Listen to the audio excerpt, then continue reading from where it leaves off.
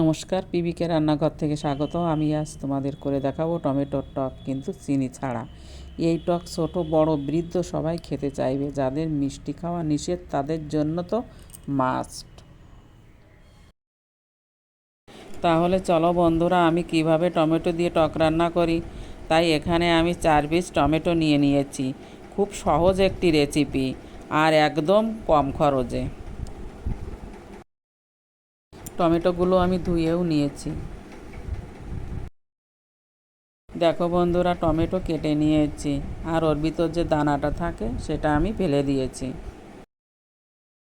এবার আমি কড়াইতে তেল দিয়ে দেবো। এই টক করতে গেলে বেশি তেল লাগে না।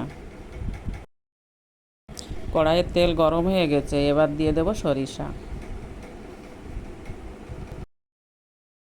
সরিষা ফুটে যাওয়ার পর দেবো স্বাদ মতো নুন।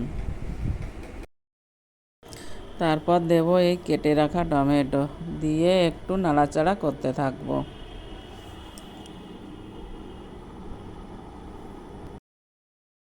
তারপর একটু সময় ঢাকা দিয়ে দেব। দেখো বন্ধুরা, টমেটো নরম হয়ে গেছে, এবার হলুদ দিয়ে দেবো। বন্ধুদের উদ্দেশ্য নিয়ে একটা কথা জানিয়ে দিতে চাই, আমি দানাটা ফেলে দিয়েছি। তার কারণ এখন ডাক্তাররা টমেটোর দানা খেতে নিষেধ করে, তার জন্য। টমেটোর টক হয়ে গেছে, দেখো কত সুন্দর মাখো মাখো হয়েছে। এবার অন্য পাত্রে পরিবেশন করার পালা। আমার এই টমেটোর টক রেসিপিটা কেমন হয়েছে জানাতে ভুলো না।